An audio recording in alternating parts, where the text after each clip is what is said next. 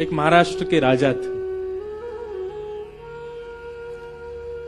उन राजा का एक ही बात उसके मन में चलती थी कि मेरे नगर में कोई साधु आ जाए, मेरे नगर में कोई संत आ जाए, मेरे नगर में कोई भक्त आ जाए। ऐसी कृपा हुई, अयोध्या से कुछ लोग पंढरपुर दर्शन करने जा रहे थे और उन महात्मा के उन राजा के नगर में आ गए। नगर से होके पंढरपुर का रास्ता था।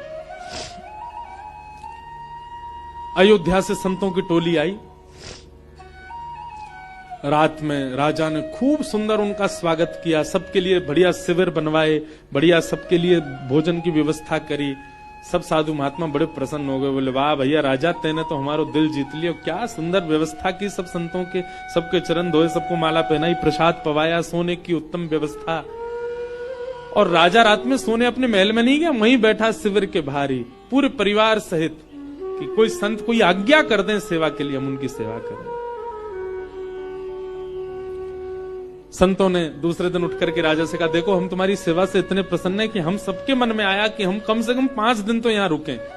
राजा रोने लगा, बोले महाराज मेरे ऊपर बड़ी कृपा, आप रुकिए।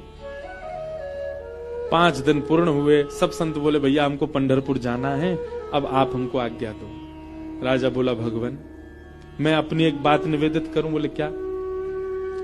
5 दिन बाद रामनवमी है, श्री राम जी का अद्भुत उत्सव है, आप लोग सब यहीं रुक जाएं, 5 दिन और रामनवमी करके चले जाएं। संत बोले भाई क्या बुराई है, इतनी अच्छी व्यवस्था राजा कर ही रहे हैं, वहीं बढ़िया कीर्तन भजन होने दो, सत्संग होने दो। 5 दिन रुक गए, सबने रामनवमी करी, अभिषेक किया राम जी का।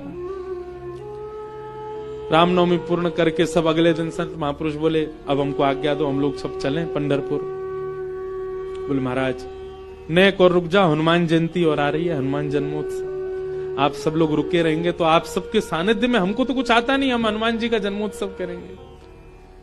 अब वो सेवा इतनी अच्छी कर रखी थी कि कुछ संत तो बेचारे उसके पक्ष में रहते थे, बोले रुक ही जाओ, बढ़िया व्यवस्था तो करी रखी है। रुक गए, हनुमान जन्मोत्सव तक सब लोग रुक गए, सब लोगों ने हनुमान जी का जन्मोत्सव मनाया। संत महापुरुष कहने लगे, बोले भैया अब हमको आज्ञा दे दो, अब हम लोग चलें। बोले महाराज उसके बाद में फिर कोई और उत्सव आ रहा था 15 दिन बाद, उसका नाम ले दिया। बोले वो किए बिना तो आप कैसे जाओगे, कहां आपको व्यवस्था ही नहीं मिलेगी, मेरे यहां हो जाएगा। 15 दिन और रुक गए, फिर जाने लग गए। बोले महाराज गंगा दशहरा आने वाला है, आप सब लोग कहां, गंगा जी तो मिलेंगे, मैं गंगा जल मंगवाऊंगा ना अपने सैनिकों को भेज करके, यहीं आप सब लोगों के लिए सूक्ष्म गंगा प्रकट करवा दूंगा। फिर रुक गए, गंगा दशहरा हो गई। सब करते करते करते महाराज जेठ का महीना निकल गया। कब आए थे? रामनवमी पे आए थे, तब से जेठ आ गई। जेठ के बाद अब फिर जन्माष्टमी राधाष्टमी के उत्सव आ गए। वो उत्सवों के बहाने दे दे करके संतों को रोक ले। महाराज अब तो चातुर्मास करना पड़ेगा आपको, चातुर्मास प्रारंभ, कहां जाओगे, यहीं कर लो। चातुर्मास करवा दिया। चातुर्मास के बाद कार्तिक का महीना आ गया, कार्तिक में तो मैं जाने नहीं दूंगा आप लोगों को। दिवाली होली ये तो यहीं करनी पड़ेगी, होली आ रही है, होली पे तो सब संग रहेंगे। करते करते फिर से रामनवमी आ गई। संत जनों ने चरण पकड़े, बोले राजन अब तो जान दो हम। संत तो राजा बोले एक काम करो, क्या बाल भोग करके चले जा, कुछ नहीं तो सुबह का बाल भोग तो ले लीजिए। बोले ठीक है। अब बाल भोग भाग पा करके तैयार हुए ही थे, बोले बाल भोग पा लिया सब। बोले देखे ना कढ़ाई चढ़ गई है, राजभोग बनना है, राजभोग तो पा जाओ। संत बोले जे नहीं हिलने देगा हमको। बोले देखो ये सब अनादर हो जाएगा, इतनी पूड़ी कचौड़ी सब्जी बन रही है, इनको तो पा जाओ। यहां राजभोग पाने लगे, एक संत ने घूम के देखा तो रात के ब्यारू भोग भी बनने शुरू हो गए थे। बोले ब्यारू करके जाने देगा। अंत तो गत्वा उस राजा की स्थिति ऐसी हो गई, जब संत लोग हट में आ गए कि नहीं हम तो जाएंगे। राजा के यहां से उस क्षेत्र से जैसे ही बाहर निकले, तब तक तो राजा रो रहा था, संतों के जाते ही राजा अचेत हो गया, प्राण निकल गए उसके। मैं संतों के बगैर कैसे रहूं, हम इस स्थिति में हम तो कभी आ ही नहीं सकते। खैर सुन लीजिए बस, हमारे यहां तो 4 दिन रुक जाते होंगे, कब जाएंगे ये बला। बैठ गए हमारे घर में आके। सब तरीके के लोग होते हैं। अब तो लोग हमको बहुत प्रेम करने लग गए, पर जब हमको कोई जानता नहीं था तब हमने भी ऐसे घरों में रुके हैं। पर सत्य बात है बंधुओं, ठाकुर जी से प्रेम तो सबको हो जाता है, पर हरिजनों से जिसको प्रेम हो जाए, समझ जाओ कि उसको ठाकुर जी से, वो अब प्रेम की अवस्था में आ चुका है। जिसको हरिजन प्रिय लगने लग जाए, हरि के जन प्रिय लगने लग जाए। आप लोग किया करो, कभी एयरपोर्ट, रेलवे स्टेशन, कभी अनजान स्थान पर कोई तिलक मात्र लगाया घूम रहा हो, उसको भी जय सिया राम, जय श्री कृष्ण। सामने वाला प्रत्युत्तर में अगर ये पूछ ले, भैया कौन? कुछ नहीं, आपके माथे पे हमने तिलक देखा, कंठ में हमने तुलसी जी देखी, तो हमको लगा कि आप वैष्णव हो, इसलिए हमने प्रणाम किया। ऐसा स्वभाव।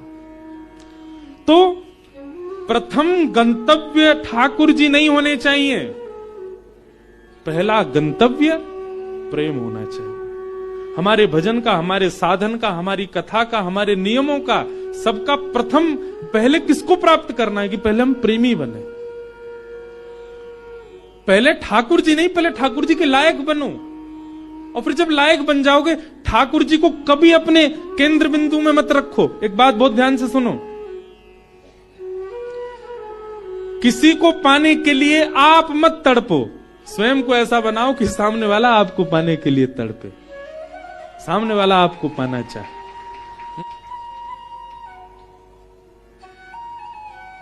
पिक्चरों में ऐसे दिखाते हैं ना कि कोई प्रेम करता था किसी कन्या से, और उसको सीधे तो पा नहीं पाया, तो खुद इतना बढ़िया पढ़ लिख करके बड़ा मजिस्ट्रेट बन गया महाराज, आगे पुलिस पीछे पुलिस, अब वो छोरी डोल रही है वाकू पावे को, इससे मेरा ब्याह हो।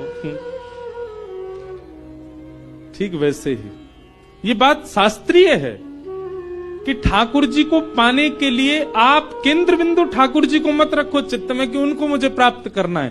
ठाकुर जी को जो जो प्रिय है वो सारे गुण मेरे भीतर आ जाएं, ताकि ठाकुर जी को मैं प्रिय लगूं।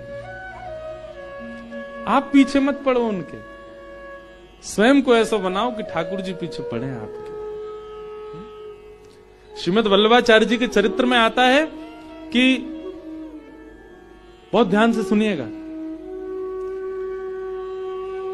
श्रीनाथ जी जब प्रकट हुए ना, तो पहले श्रीनाथ जी की भुजा प्रकट हुई, और भुजा प्रकट होने के बाद में सद्दू पानी की गैया रोज जाती थी, अपना संपूर्ण दुग्ध वहीं बहा करके आ जाती थी। तो सद्दू पानी ने देखा मेरी गैया कहां जाती है, जाकर के देखा तो गिरिराज शिला में केवल भुजा निकली हुई है। सद्दू पानी ने जब पूरा बाहर निकाला तो श्रीनाथ जी प्रकट हो गए इसी कलिकाल में।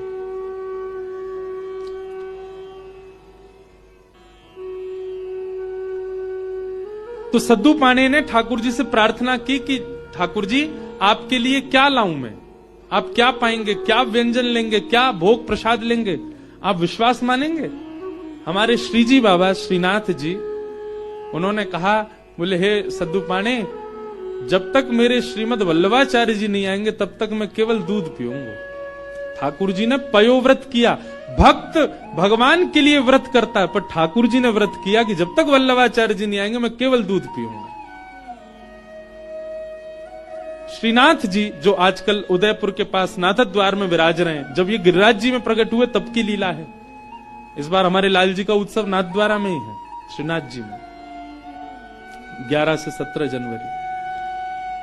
बाद में एक अजब कुमारी नाम की एक भक्ता हुई थी, उसके लिए ठाकुर जी उदयपुर चले गए, उदयपुर के पास नाथ द्वारा में। प्रकट तो आप गिरिराज जी में ही हुए थे। तो ठाकुर जी कितने वर्षों तक केवल दूध पी करके रहे। एक दिन अपनी समस्त शिष्य मंडलियों के साथ श्रीमद् वल्लभाचार्य जी महाराज जब गोवर्धन पधारे, पूरे ब्रज में हल्ला हो गया, कोई बहुत बड़े आचार्य आए हैं। बोले नाम क्या? बोले वल्लभाचार्य। जब ये नाम सद्दू पाणे के कान में पड़ा, ब्रजवासी सद्दू पाणे दौड़े दौड़े गए और वल्लभाचार्य जी के चरणों में निवेदन करके रोने लगे। वल्लभाचार्य जी बोले रो क्यों रहे हो? बोले नाथ, भक्त को व्रत करते देखा है मैंने, पर इस जन्म में मैंने भगवान को व्रत करते हुए भी देखा है। हमारे इस गिरी कंदरा से साक्षात गोवर्धन नाथ जी का स्वरूप श्रीनाथ जी प्रकट हुए। मेरी गैया को दूध नित्य पियो करते। मैंने उनसे निवेदन किया कि आपको कहा भोग धराऊं। समोसे बोले मैं तो दूध ही पीऊंगा। मैंने कि कब तक दूध पियोगे? बोले जब तक वल्लभाचार्य जी नहीं आएंगे तब तक दूध ही पीऊंगा।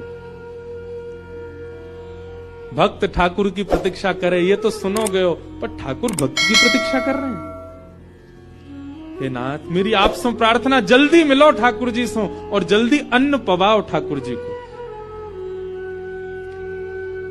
श्रीमद वल्लभाचार्य, आप सबने चित्र देखा होगा निश्चित ही। अगर कोई श्रीनाथ जी से या हमारे गोवर्धन नाथ जी से परिचित है, वल्लभाचार्य जी के भाव में है।